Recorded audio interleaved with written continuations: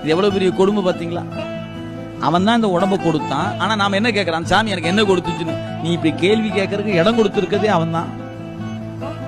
அவன் கொடுத்தது எத்தனை ஏராளம் ஏராளம் கொடுத்து வச்சிருக்கிறானே. ஞாபகம் வச்சுக்கணும்.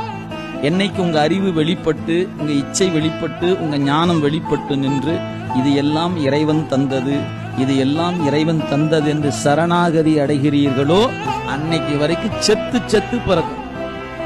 இந்த சட்டை வழங்கப்பட்டதே உங்களுடைய அறியாமையை நீக்கி அறிவை வளர்த்து கொண்டு, இந்த அறிவுக்கு காரணமானவன் இறைவன் என்று சரணாகதி அடைவதற்கு தான் பிறப்பு கொடுத்திருக்கிறார். நாம் என்ன நினைச்சிட்டு இருக்கிறோம்? பிறந்த பிறப்பு பிசினஸ் பண்றதுக்காகத்தான், நல்ல தொழில் பண்ணணும், நல்ல சம்பாதிக்கணும். அப்படினாலதான் இன்னும் அல்லல் பட்டு கொண்டே இருக்கும். நீங்க எப்ப நான்கிற நினைப்ப கலட்டி போடுறீங்களோ அன்னைக்கு நீங்க இறைவன் திருவடிக்கு உரியவராக ஆகிவிடுவீர்கள். வாய்க்கணும்.